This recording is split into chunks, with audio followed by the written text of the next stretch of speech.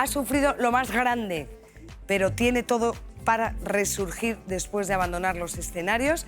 Ella se comprometió a venir a presentar sus memorias aquí y hoy cumple Pastora Soler.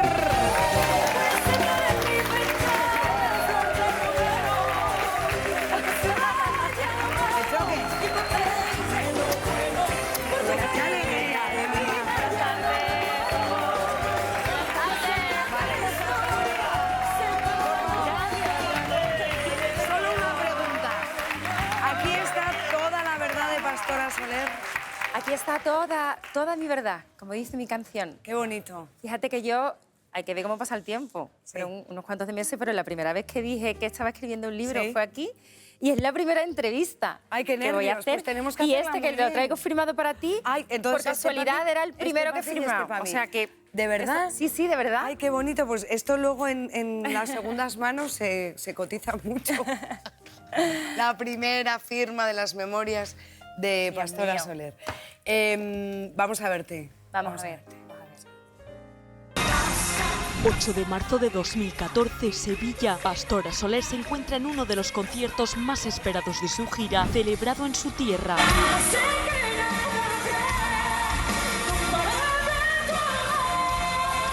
Sin embargo, tras interpretar el tema Cambiando, la cantante sufre un desmayo, un colapso físico y emocional del que ahora se sincera por primera vez en su libro y conocemos cómo se siente la artista. Mi último recuerdo era mi cabeza gritando, me voy a caer, me voy a desmayar. Esas voces habían dado paso a un nuevo quejío. Me ha pasado, no me lo puedo creer, qué vergüenza. Un percance con gran repercusión mediática. Pastora Soler se desmaya en un concierto. Pastora Soler se desmaya en pleno escenario. Pastora Soler se desmaya y cae desplomada sobre el escenario en su concierto de Sevilla. Pastora se retira durante 77 días y tras realizarse varios chequeos médicos vuelve a subirse al escenario el 17 de mayo.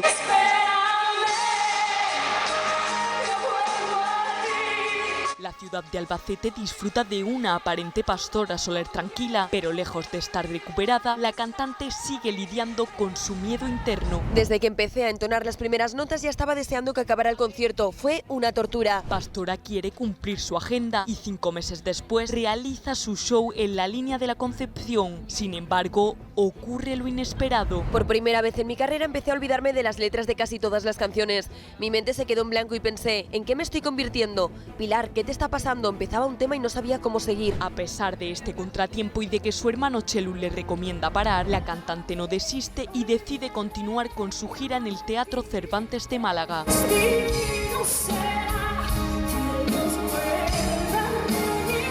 Pero al empezar el concierto, las voces internas vuelven. Te va a pasar lo mismo que en Sevilla, te vas a desmayar, o como en La Línea, vas a olvidarte de las letras. Tras interpretar un total de 12 temas, llega la canción Espérame.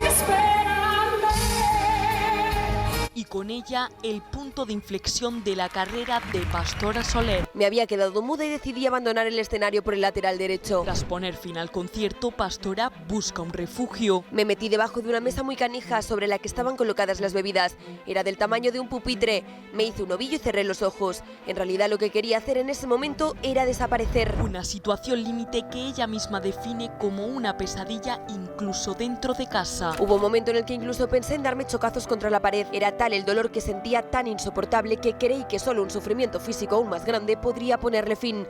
Me quería morir para acabar con aquel sufrimiento. Y por la que Pastora Soler decide tomar una decisión radical, su retirada de la música. Hoy os anuncio la decisión de dejar mi actividad profesional hasta volver a recuperar la confianza en mí. Lo siento con toda mi alma. Le preguntaba a Pastora, porque la he visto en algunas imágenes, eso que hemos omitido, las que conscientemente sabemos que te hacen daño. ¿Escribir te ha ayudado o recordar te ha dolido? No, yo creo que en este momento el hacer balance, además en este momento en lo que ya han pasado años, yo llevo 8 años desde que retomé mi actividad artística, cada vez encontrándome más segura, más plena.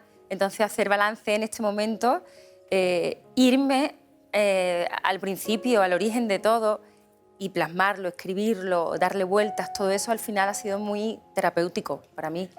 Sí, es verdad que hay imágenes que forman parte de esa gira que, aunque no estén las dolorosas, no recuerdo esa gira no tengo un recuerdo bonito, evidentemente. Entonces, pues estaban ahí, la he mirado de reojillos, pero... Sí. Además, se concentran todas en el año 2014. Sí. En uno te desmayas, en otro olvidas la letra, en otro la puñetera voz, perdón. Ay, madre mía, ¿te has reconciliado con todo eso para saber que no quieres volver ahí? Sí. ¿O cómo no Sí. volver ahí? Que también es... Es muy difícil, sobre todo yo me reconcilié con todo eso cuando volví. O sea, el volver a pisar un escenario y el volver a retomar mi actividad artística y sobre todo cuando llegó la hora del primer concierto, que aquí lo cuento muy detalladamente, en el Teatro Real de Madrid, que fue el primero. En realidad yo no sabía si me iba a encontrar pues esa pasión que yo tenía siempre en el escenario, si iba a haber parte de esa inseguridad. Entonces, cuando yo hice ese primer concierto y todo había vuelto a ser como antes, fue un gran alivio. Y es verdad que paulatinamente y a lo largo de los años cada vez he ido encontrando más esa seguridad, ¿no? Claro, claro. En el libro cuentas detalles muy bonitos de cómo ha sido descender a los infiernos, porque de alguna manera supongo que para un artista no querer volver al escenario es un descenso a los infiernos. Total, que te tiene que... Sí, sobre todo cuando además llevas toda una vida, claro. Claro, ahora hablaremos de eso también. Pero luego cuando tú quieres volver, empiezas a cantar sola en el baño. Sí. ¿Cómo es esto? Pues mira, al final a mí me hacía mucha gracia porque estaba recuperando esa vocación que yo tenía desde niña. Yo cuando era pequeña me encerraba en mi cuarto y cantaba a solas, sin que nadie me viera, porque yo siempre he sido una niña muy tímida. Entonces me hacía gracia el hacerlo como lo hacía de niña, porque en realidad estaba alimentando de nuevo esa vocación y esas ganas de volver a comunicar, de que volviera a salir mi voz, de volver a ganarme primero esa seguridad conmigo misma, ¿no? El volver a creer en mí. Y lo hacía sola, lo hacía a escondida. Volver a ser Pilar, que me ha contado un pajarito, una amiga tuya del colegio, María José Suárez, Sí. que en tu cole todos esperaban el momento en el que cantara Pili. Y Claro, decían que cante la Pili. Sí, la Pili. Claro, era mi momento, o sea, el cole eran mis primeros pinitos y ahí eran mi primer público, mis primeros fans. Fíjate, y siendo niña, esta mujer lo cuenta en sus memorias en este libro, cuando se apagan las luces, aparecen las estrellas, cuenta que su miedo escénico empezó siendo una niña y con una persona muy concreta, Luis Sanz, tu representante que te guía hacia el estrellato, pero quizá a un precio demasiado alto. Vamos a ver lo que cuentas y cómo lo cuentas. Él es Luis Sanz, representante de grandes artistas como Lola Flores y Carmen Sevilla. También se encarga de producir películas protagonizadas por Marisol o discos de Rocío Jurado. Además, escribe y dirige películas como Yo soy esa, protagonizada por Isabel Pantoja. En 1962 lanza a la fama a Rocío Dúrcal y años más tarde descubriría a Pastora Soler, encargándose de la producción de su primer disco Nuestras Coplas, lanzado en 1994, cuando Pastora tiene 16 años. Y mi pelo renegrío se me eriza en la raíz. Nada de lo que tenía que ver conmigo se hacía sin el consentimiento de Luis. Pertenecía a la vieja escuela. Pastora Soler recuerda sus inicios junto al productor. El sueño de Pastora poco a poco se convierte en una pesadilla. Era su marioneta. Para mi interpretación de la copla Manolita, la primera, me vistió de la tonta del pueblo. Me sentí tan ridícula, tan humillada, que cuando al lunes siguiente todos los de mi clase del instituto me dijeron que me habían visto en la tele, me quería morir. La cantante incluso comienza a recibir insultos por parte de su representante. Y lo que tampoco haría desde luego es obligar a mis hijas a ponerse un corsé como hizo Luis Sanz conmigo. Nunca he sido una niña gordita, tampoco delgada, pero para él no debía de ser así, porque siempre que salía en la tele me decía, qué gorda estás. Continuos comentarios sobre su físico que calan en ella. Además del tema del peso, se celó con mi nariz. Es muy fea, me repetía, y decía que tenía que operármela. Es curioso, esa fue una de las pocas cosas con las que no transigí. Me negué a pasar por quirófano para corregirla. Pero Pastora no consigue hacer oídos sordos a todo lo que le dice. Lo siguiente que me anunció fue, te tienes que operar las tetas. Aquella idea me gustó más, para qué mentir, me encantó, porque estaba algo acomplejada por mi falta de pecho. Un capítulo oscuro en los inicios de su carrera que Pastora no consigue olvidar. Era insaciable y hay palabras suyas que todavía resuenan en mi cabeza. Tú no te puedes pintar nunca los labios de rojo porque tienes una boca muy grande. Su obsesión, que hice mía, era que fuese perfecta. Madre mía, hay palabras suyas que aún resuenan en mi cabeza. Su obsesión que hice mía era que fuese perfecta. En ese momento no veías nada, claro.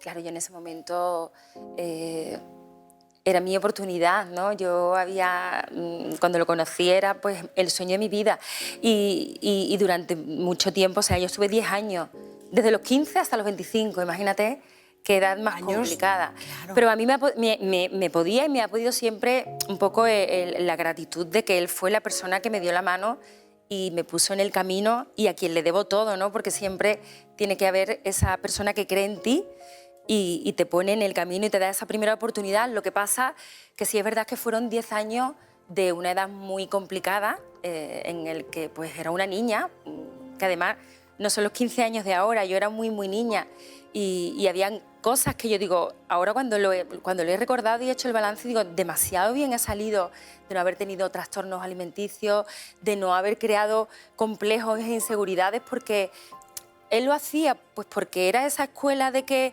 tenías que ser perfecta, me enseñó muchísimas, muchísimas cosas, me inculcó muchas cosas buenas, mucha disciplina, mucho respeto al público, pero por otro lado, cosas que son muy complicadas. ¿Y era explícito eso de no te pintes los labios, Sí, o tu nariz no sé qué, o tal? Sí. Sí. Mira, yo ahora me pinto los labios de rojo, Claro que que me sí. lleva mucho tiempo, incluso hay muchas cosas que, claro, en esas edades y durante tanto tiempo me han marcado mucho en mi vida. Muchas supersticiones. Yo, por ejemplo, cuando ya me pasó todo lo malo, me quité un montón de cosas que al final son supersticiones que lo único que te hacen es tener inseguridad.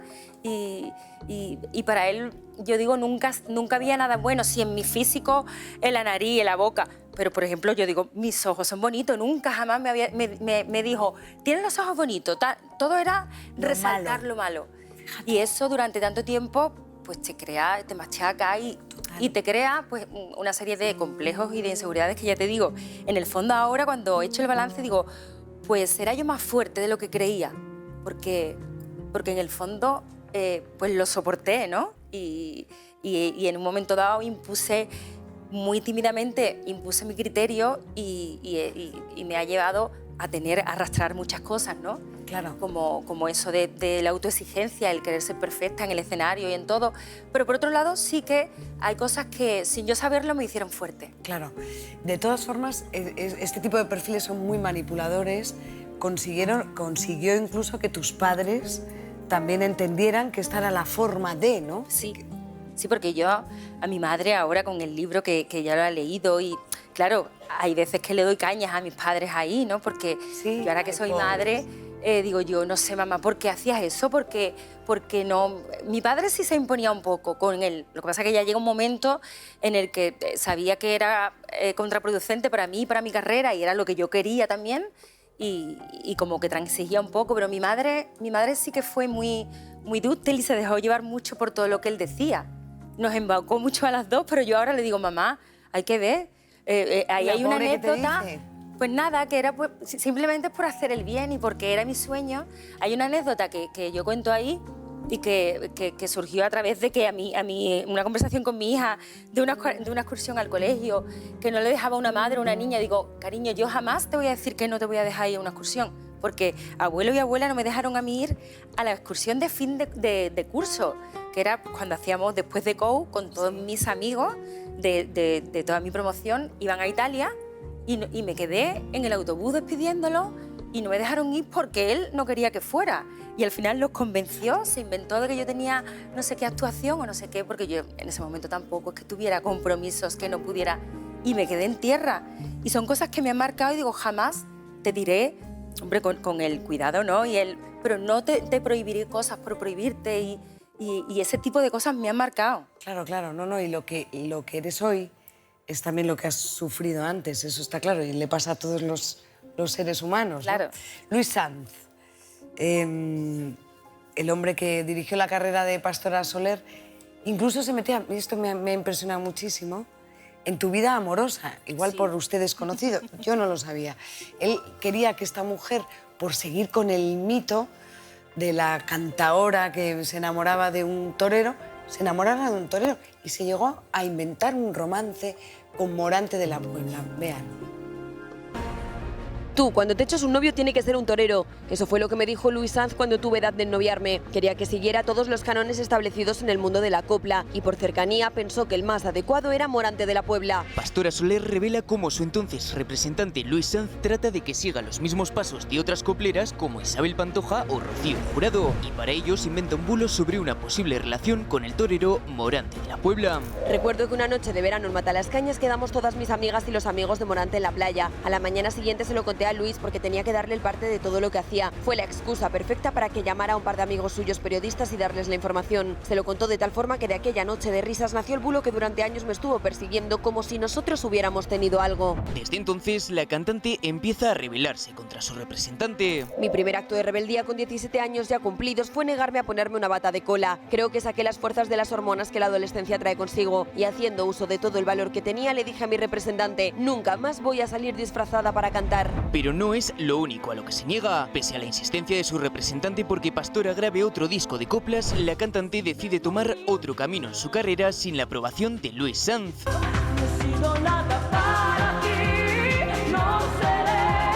Estaba contenta porque había empezado con las baladas, era lo que quería, pero el disco no funcionó. En la discográfica me concedieron la carta de libertad. Luis Sanz fue el encargado de comunicármelo. ¿Ves cómo tengo razón? O cantas copla o esto no va a funcionar, me dijo. Pues no funcionará porque no voy a volver a lo de antes, respondí. Fue mi primer desengaño con la industria. Pastora intenta cambiar de estilo musical a la espalda de su representante y este estalla al enterarse. Cuando estaba con Luis en su casa, justo en ese momento recibí una llamada de teléfono. Era Pepe de Lucía para comentarle que había hablado conmigo y que en breve empezaríamos a trabajar en mi siguiente disco. En cuanto colgó, se puso hecho un energúmeno. Menos bonita, me dijo de todo. Me insultó y empezó a gritarme que le había traicionado, que yo era una miserable y finalmente me echó de su casa.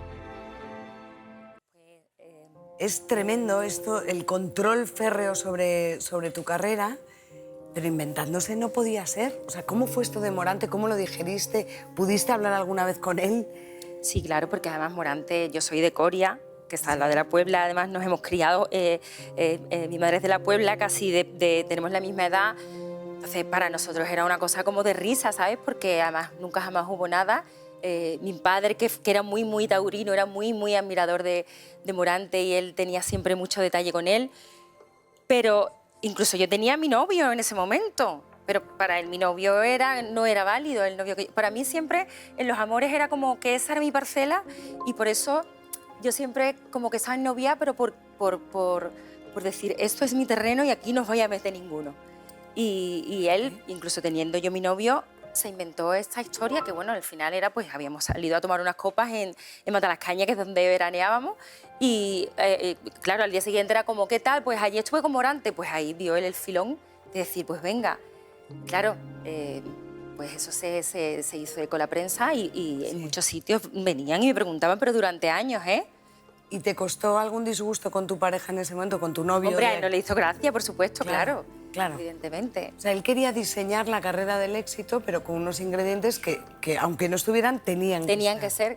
Y por eso yo con el tiempo digo, menos mal que yo, dentro de que yo siempre he sido como muy frágil, ahí era fuerte, ¿sabes? Ahí decía, no, esta es mi terreno, mi parcela y gracias a Dios, o sea, para mí en el amor siempre, que además él, si no era Morante, pues era pues esto, pues el otro, pues siempre me estaba buscando candidatos o animándome, ve a este sitio, ve al otro, llama a no sé quién, y yo ahí sí que era mucho, pues mi gente, o sea, la gente que yo tenía cerca, en la que confiaba y quien a mí me gustaba realmente. Sí. La verdad que tiene unos ojos preciosos.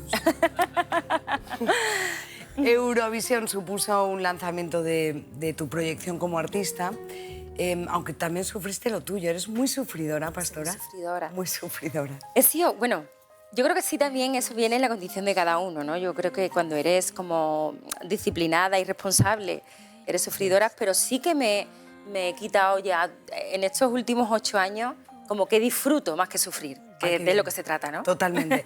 Vamos a ver cómo fue su paso por Eurovisión con un 10º puesto maravilloso.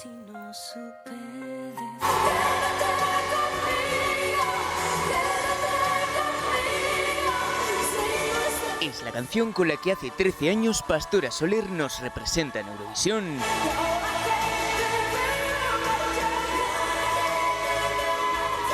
26 de mayo de 2012. En Bakú, Azerbaiyán, se celebra la final del festival y Pastora Soler consigue un 10º puesto, mejorando los años anteriores. Pero el camino hasta allí no es del todo fácil. Todo empieza con la elección del vestido. Para ello, Pastora Soler escoge a su diseñador de confianza. Cuando hicimos la primera prueba en mi casa de Pozuelo de Alarcón, la responsable de la programación musical de Radio Televisión Española se mostró horrorizada. Según ella, nuestra propuesta tenía demasiadas transparencias y enseñaba demasiado. Argumentó que aquello podría ser muy mal visto en países de tradición musulmana o más conservadores y nos penalizaría. De esta manera, el diseñador hace los cambios pertinentes. A pesar de ello, Radio Televisión Española siguió apostando por su propuesta e incluso llevaron un traje a Bakú que hasta el último momento trataron de que fuera el que luciera. Ojo, lo que yo sufrí con aquello y menuda la guerra que me ha dado el dichoso trajecito. Tras meses de trabajo, llega Eurovisión y continúan los problemas. Cuando llegamos a Bakú, 10 días antes de la celebración del certamen, descubrimos que muchas de las indicaciones que habíamos planteado para la puesta en escena habían sido ignoradas, por no decir que nada de lo indicado se había cumplido. Con 97 puntos, España vuelve al top 10 con una actuación que se sigue recordando a día de hoy.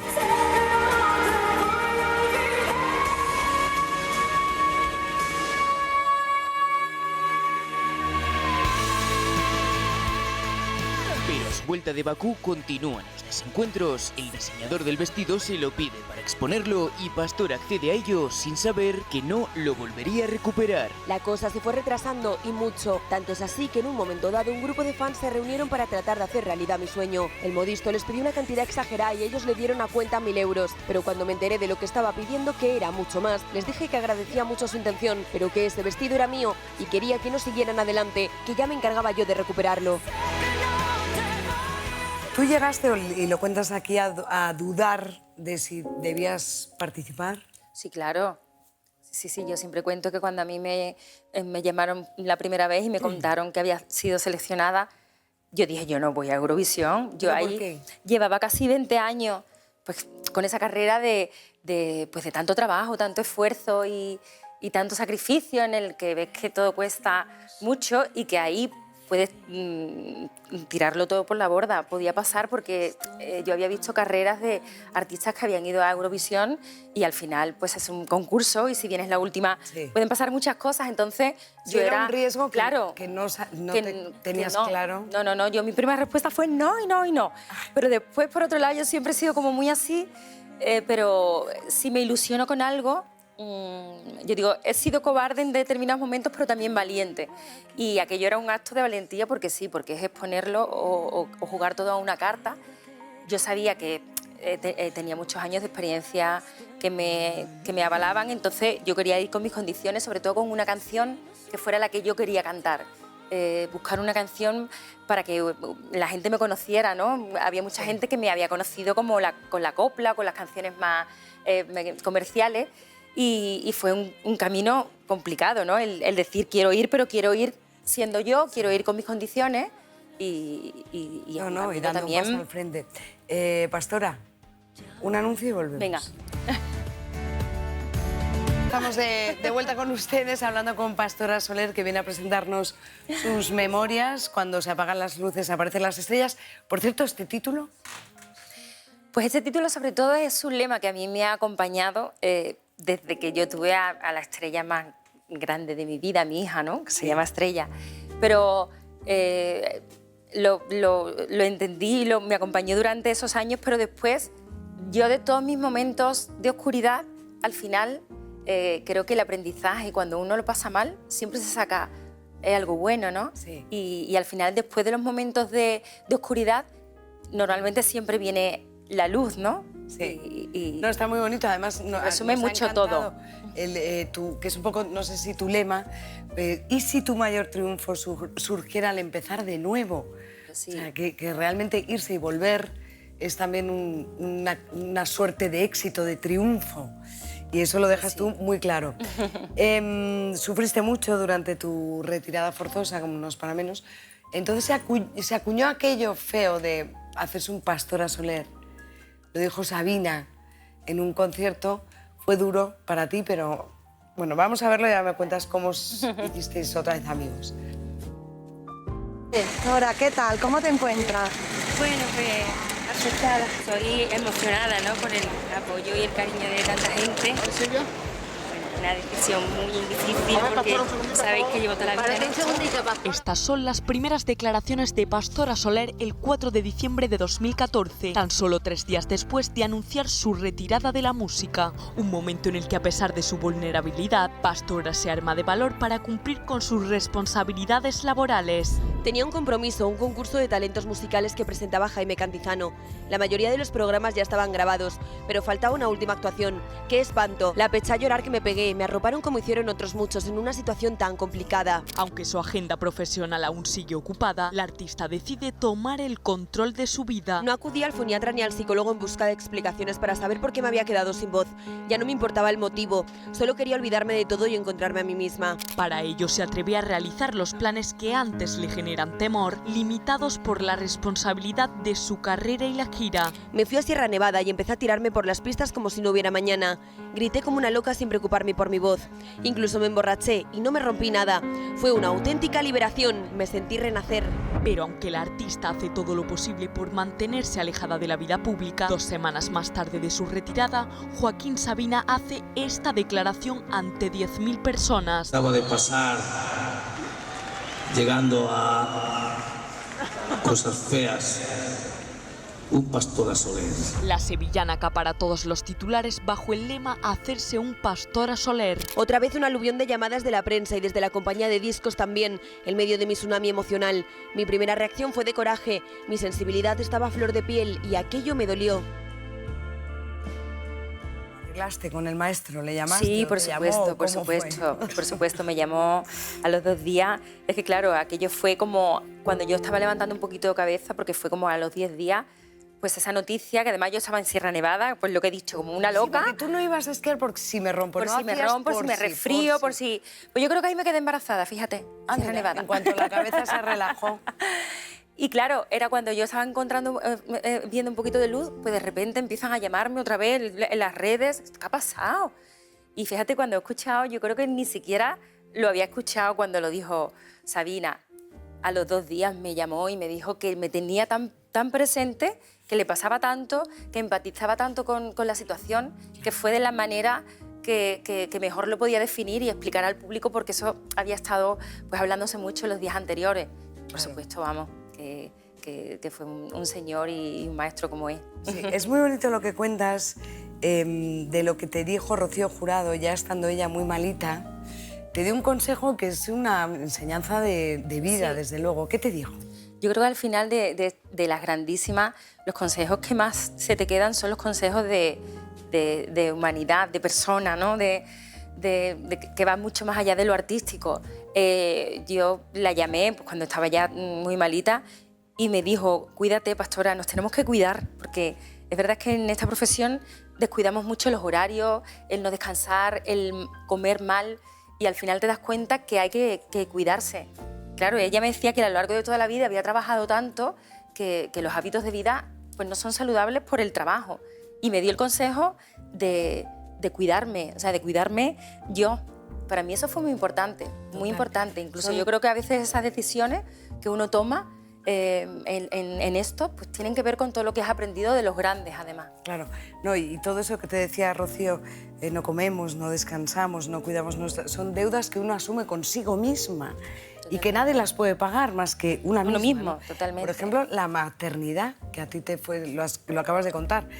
Me quedé embarazada cuando ya tenía la cabeza relajada. Sí, el momento que rompí con todo, que para mí fue doloroso en los primeros días, pero después fue una liberación, porque para mí era, bueno, ya he terminado, he hecho mi carrera, he estado 20 años, pero ahora voy a vivir. ¿Que cuando tú te vas piensas que vas a volver? No, para mí era, se acabó, porque me había hecho tanto daño los últimos momentos, había tenido momentos tan traumáticos que yo no quería volver a pasar por eso. Yo decía, bueno, pues tengo una vida por delante, soy joven, y para mí era, pues, yo estudié, fíjate, me planteé, yo estudié hasta 3º de Historia del Arte, digo, termino mi carrera y me puedo poner a ejercer mi carrera, claro. De guiar un museo o de comisaria en exposiciones. Sí, para mí yo estaba dispuesta a buscarme la vida de otra manera. Y fue eso, pues esa liberación porque es verdad que yo no es que estuviera buscando, yo no estaba con la maternidad, pero sí fue el momento de cómo es la cabeza y como a veces esa tranquilidad fue, pues eso, como al mes siguiente. De hecho, ahí lo cuento, el día del comunicado es el día que yo siempre tenía que decir como mi última regla en el embarazo. Fíjate, vamos a ver cómo lo cuentas, porque efectivamente en el libro habla de todo esto, de convertirse en madre cuando ya ha abandonado todo el estrés y toda la presión. Había tenido que alejarme de la luz cegadora de los focos para poder ver la estrella que más brilla, mi hija. Ella había llegado a mi vida para iluminarme. Empecé a cantar de nuevo para Pili y para Estrella. Era un secreto que guardábamos las dos. Ni siquiera Francis lo sabía, pero poco a poco yo notaba que esa vocación que me había acompañado desde chica y había desaparecido por completo, comenzaba a resurgir. Le cantaba a mi barriga, pero todavía no estaba preparada para compartirlo con los demás. Madre mía, nace una niña y luego otra. Una niña y después otra. 2 estrellas. 2 estrellas, Una Vega y Estrella. Y después Vega, que también significa la estrella que más brilla, que ya me iban a estar viendo, os quiero, mis niñas y mi marido me iban a estar ahí los 3 atentos. Francis. ¿Cómo ha gestionado él todo esto contigo? ¿O tú con él? Pues ¿Qué pieza él ha ha sido ocupado en el...? mi todo, mi soporte, mi compañero y mi apoyo, en lo bueno y en lo malo, ¿no? Como creo que al final pues, tiene que ser una pareja. Hemos pasado muchas cosas buenas, pero también muchos momentos dolorosos y creo que el tener a alguien con quien puedes hablar y que sea también tu amigo es muy importante. Pero tanto él como mis padres, como mi hermano Chilu, que ha sido siempre mi apoyo, y todos, mi hermano mayor, o sea, mi familia ha estado ahí cuando yo decidí que lo dejaba todo, haciéndome disfrutar y haciéndome sentir segura, sobre todo. Solo dime una cosa, que quiero hablar de muchas... Ay, es que me atropello. Si una hija tuya te dijera, mamá, yo quiero cantar, ¿dirigirías la carrera como te la dirigieron a ti? No, ¿La dejarías? Yo la dejaría, por Dios. Mira, mi Vega, o sea, a punta maneras, tiene 5 años nada más. Pero mi madre dice, es igual que tú cuando chica, se pone, además le gusta la copla, les gusta cantar copla, le gusta el folclore. Y si a ella le gustara esto de verdad, y no porque su madre se dedica a esto, sino si tuviera vocación yo la apoyaría, pero la dejaría pues que saliera su verdadero yo y que ya tuviera la libertad artísticamente, que eso es muy importante en los artistas. Yo ahora cuando veo a las jóvenes que lo tienen tan claro, esa Rosalía que hace las cosas y tiene tan claro lo que quiere hacer y a dónde quiere ir, hay que dejar esa fluidez y que cada uno camine y evolucione, porque además cuando empiezas tan joven tienes que ir haciendo un desarrollo paulatinamente y mientras vas madurando como persona, y eso hay que dejarlo. Claro, claro, y no encorsetarlo nunca, mejor dicho, que a ti te pusieron un corsé de niña, madre mía. José Francisco Sánchez Álvarez, tu padre. Pues ha sido y es un pilar importante, muy importante, esencial. Pon la canción, Edu, del Val. Hoy te daría los besos que yo por rutina a veces no te di. Hoy te daría palabras de amor y las caricias que perdí. Cuánto sentimos, cuánto no decimos y a golpes... Esta canción es tu padre. Mi padre, sí. Mira, lo llevo aquí. Esa canción es él porque... cuando a él le diagnosticaron su enfermedad, bueno, incluso antes de diagnosticárselo, su primer ingreso en el hospital, cuando yo quedé con José Abraham, que es su autor, y le conté, digo, hay que ver cómo a veces creemos que vamos a tener a los nuestros ahí eternamente y te llega una noticia mala, porque sabíamos que ahí había algo importante y no sabíamos el diagnóstico definitivo, pero no pintaba bien la cosa. Y digo, yo creo que a mi padre no le he dicho te quiero, que al final lo damos por hecho y creemos que sobre todo además nuestros mayores van a estar ahí siempre. Y a raíz de esa conversación, al poco tiempo, José Abraham me mandó esta canción, que además él sabía que estaba dedicada a él, que le pude cantar y dedicar muchas noches en muchos conciertos y que él disfrutó y que siempre es difícil cantarla porque cuando yo salgo a los conciertos y siempre en el patio de butacas parece que va a estar ahí, aunque sé que es duro, pero ya también la gente la ha cogido como su himno para desahogarse, para que lloremos juntos, porque al final es una reflexión que que no podemos quitarnos de la cabeza. Y es verdad que nos metemos en la vorágine y nos sigue costando, porque yo a mi madre, que afortunadamente la tengo y la tengo con mucha salud, no le digo tantas veces como debiera, te quiero. Hay que decirlo más, las palabras no dichas, esas se quedan ahí clavadas.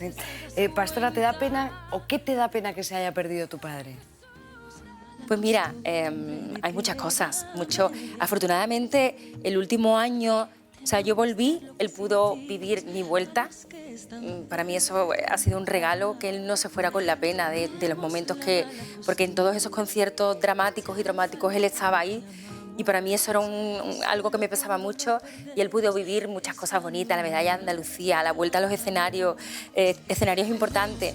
El otro día, cuando recibo la noticia del premio Onda, pues de quién me acuerdo, del primero que me acuerdo, de lo orgulloso que hubiera estado él, ¿no? Y ese día, que es el 26 de este mes, que lo recogeré, pues por supuesto que estará conmigo. Eso a nivel profesional, pero por ejemplo a mi hija Vega apenas la ha disfrutado, ¿no? Hay muchas cosas personales que... Claro. Esas nietas que no han crecido con su abuelo, pero que seguro que las hablarás de él todo el rato. Por supuesto. Pastora Soler, y Pilar se llama tu madre, como tú. A la vuelta hablamos de ella. Venga. Palabras de amor y las Estamos hablando con Pastora Soler, que viene a presentarnos sus memorias en las que habla de todo. Lo divino, lo humano, de todos los hombres y mujeres que la han marcado. Y tu madre. Mi madre. Tu madre Pilar, como tú dices, tiene una voz prodigiosa, pero le ha dado vergüenza enseñarla. Sí, de siempre. Vamos a ver vamos a ver un momento en el que sí ha cantado contigo. Venga. Viva los niños que van con su padre a rezar por aquella arena. Viva los niños que van con sus padres a rezar por aquella arena.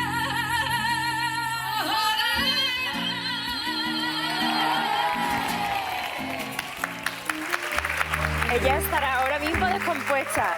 ¿Sí? Ella estará ahora mismo... ¡Qué vergüenza, Dios mío! Que no, doña Pilar, que tiene usted una voz maravillosa. Es probable que te la haya dejado en herencia. Sí, mi madre tiene una voz, bueno, ahí. Pero ella cuando canta conmigo no le da nada de vergüenza y me tapa a mí. O sea, la gente cuando la escucha es como, pero si tu madre tiene más voz que tú. Pero si canta sola no le sale la voz. Siempre ha sido así. Fíjate. Y ella tiene pues esa parte que ella tiene buena... Pero no ha sido nunca ni se ha sentido artista. Mi padre sí era muy artista, pero ella... no era artista, pero digo, mi padre era el artista y ella era la de la voz. Entonces, pues eso, pues ahí he salido yo. Así de has esa salido tú. mezcla. Dime, ya en lo poquito que no quiero dejar de preguntarte, ¿qué enseñanza te ha dejado tu padre y tu madre, tus padres? Muchísimas cosas muy importantes, sobre todo el respeto. Yo creo que además ahora es lo que, siendo madre, es lo que te preocupas, ¿no? Por dejarle a los niños sobre todo esa... Y más con las cosas que hay ahora y toda la información, esa empatía, ese respeto por el otro. Y a pesar de todas las cosas que puedan haber, y ahora cuando mis niñas entren en la adolescencia, como yo he sido, que ahí ha sido, creo que todos somos siempre rivales, tus padres son los que siempre ha habido mucho amor y mucho cariño, y siempre sabiendo que todo lo hacen por uno, ¿no? Pastora Soler está llena de amor en esta memoria de papel que hoy presentamos en este programa. Nos hace mucha ilusión. Mañana en las librerías. Gracias por venir a contarnos. Lo digo que estamos aquí en la FNAC de Callao. ¿Estás firmando? Mañana. Pues en la FNAC de Me Callao. hace mucha ilusión, mi primera firma de libro. Hombre, claro, claro que sí.